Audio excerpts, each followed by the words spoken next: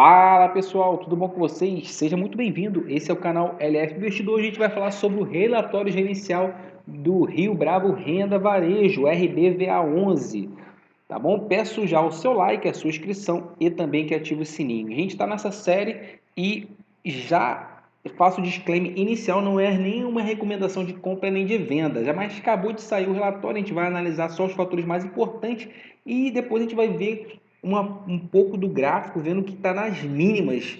E você vai entender até o final se, na minha opinião, é hora de comprar já de imediato ou não. Tá bom, pessoal? Então vamos lá. Gestora Rio Bravo, muita gente fala mal dessa gestora aí, mas está aí no mercado, já tem bastante tempo. A taxa de administração não é tão alta, tá? 0,65 sobre o valor de mercado, patrimônio líquido já bilionário e o número de cotistas de 43.691. Beleza, pessoal? Então, ele fala aqui, vai falar que é o primeiro fundo imobiliário com foco em varejo de rua, portfólio core para varejo, foco no locatários e contratos. A gente vê que ele está falando dessa questão de varejo, mas a gente vê que ele está bem atrelado ainda em bancos. A gente vai ver aqui ao longo do relatório. Então, ele vai falar aqui, são 81 ativos, algumas situações aqui, 81 ativos, 6 inquilinos, uma área de mais de 200 mil metros quadrados, quase nada de vacância, uma distribuição muito boa de 92 centavos por cota e o dividend yield analisado de quase 12%, o que é excelente para um ativo de tijolo. Fechamento do mês, patrimônio líquido e o valor de mercado de mais de 1 bi. Um volume bacana negociado, tá? A gente vai ver que esse 92 centavos ele distribuiu por cota e o caixa já de fevereiro já considera os últimos reajustes contratuais, Caixa, Santander e Grupo Pão de Açúcar. Então não deve ver um valor maior. Então isso aqui seria quase que o teto para o primeiro semestre, porque ele já fala que já foi aí contabilizado.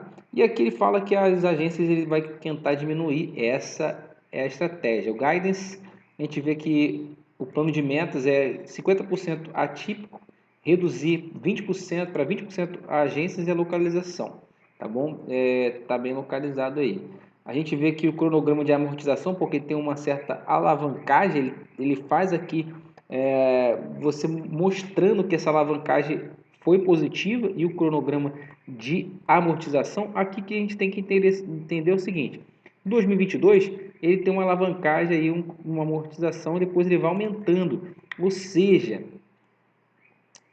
vai ficando ali mais situação mais complicada ao longo dos anos, e por isso que tem caído bastante esse tipo de empreendimento. Somente 2030 aí sim vai ter uma queda absurda. Como é que está essa ancoragem dessa alavancagem? Essa alavancagem está a primeira série IPCA mais 5 e depois 5,3 e IPCA mais 5,6, o que é uma questão bem complicada, né? No IPCA mais 5, num IPCA que deve sim estar bem grande no 2022, IPCA bem, uma taxa bem alta, e a sua razão é de 13,31.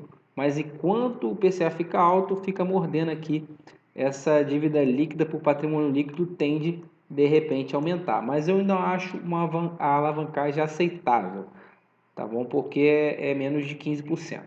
A gente vê que o relatório gerencial, a parte que o resultado por cota foi 92, ele distribuiu tudo, 100%. Então você vê que tem pouca gordura para, mas a gente vai ver aí que nesse patamar até 90 centavos está bem muito tranquilo aí a tese.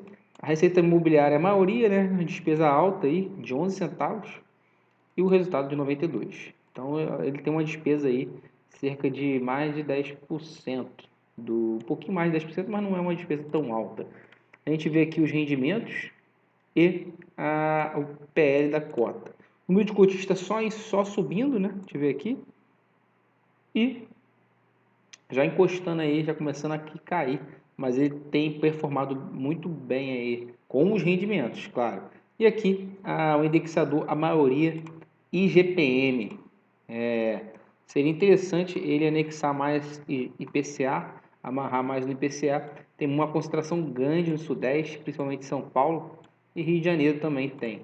Mas ele está expandindo a estratégia de expansão.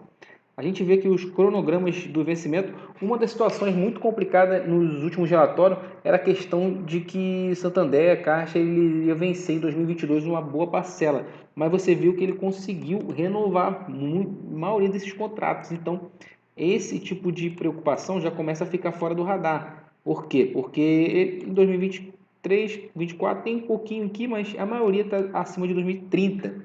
Então você tem ainda o vencimento de 2022, mas por enquanto ele está conseguindo amarrar certinho aí o contrato. A maioria aqui a gente vê que é Santander e Caixa. Então ele é um fundo basicamente de renda varejo, mas assim, muito atrelado ainda a bancos. E aqui você vê que o locatário está bem assim distribuído, né, a renda. A maioria atípico, que dá maior previsibilidade aí das receitas, e esse IPCA aí que é bem pouco, somente em dezembro. Então a gente vê que agora ele não deve ter quase reajuste nenhum, só vai no final do ano. Então, realmente o cenário é. Aqui você tem todos os empreendimentos, se você quiser ver com maior detalhe, tá? A gente vai passando aqui e a gente já vai direto agora. Aqui ele fala o histórico do fundo, comunicado ao mercado e o disclaimer final. E aqui, direto a parte que eu acho mais importante aqui do vídeo, para a gente verificar o que? O PVP dele está 88, geralmente ele não negocia tão abaixo assim. Então você tem aí, em tese, 12% de desconto e um dividend yield muito bom, de quase 1%. Quase 1% no ativo de tijolo é muito adequado, sendo que eu considero que ele vai pagar um pouquinho menos do que esses 92 centavos. Mesmo assim, se você olhar somente aqui no gráfico, não vou ficar falando de todos os detalhes, tem vários vídeos falando sobre esse fundo, mas olha só, todas as vezes que ele encostou aqui no 90 reais, aqui, que seria esse cenário aqui de 90 reais, todas as vezes que ele encostou aqui, deu bom. Quem comprou se deu bem. E está encostando novamente agora, na terceira vez, na sua história. Lembrando que quando ele encostou a última vez aqui, foi a pernada de mais de 50% de ganho. E a segunda, que chegou bem próximo aqui, também é 70%.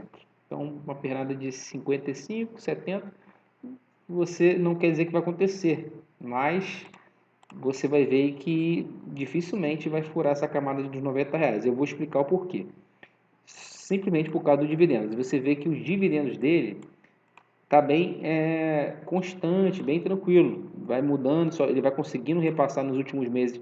O IPCA dá às vezes uma bombada, essas bombadas aqui são de venda de ativos e você vê que ele consegue manter. Então a previsibilidade é de manter sim, bem parecido com os 92. De repente ele não consiga 92, puxa para 87, 90, mas se você for ver, já está 12% em 12 meses. Mesmo assim, ele ficaria acima dos 10% nessa cotação aí, muito próxima aos 90 reais. Então, 10% num fundo de tijolo dá para carregar, né? Então, aqui, ó, já chegando quase a 1%, eu acho que já vai começar a subir para começar a dar uma arrefecida aqui nesse dividend yield, chegar mais próximo a 0,8, que é um ativo de tijolo desse porte mais factível. E você vê aqui que deu uma puxada para baixo aqui no valor patrimonial, isso sim é um pouco preocupante, é ruim, né? Mas mesmo assim tem bem bacana. 72 ativos com 7 estados já dá uma previsibilidade boa aí de diversificação, tá bom? Então é isso aí que eu tirei para vocês. Muito obrigado pela tua atenção. Peço mais uma vez o seu like. Se você não é inscrito no canal, se inscreva no canal e ative o sininho, tá bom? Então eu sigo comprando e sigo carteira. Eu acho uma boa oportunidade no momento, próximo aos 90 reais.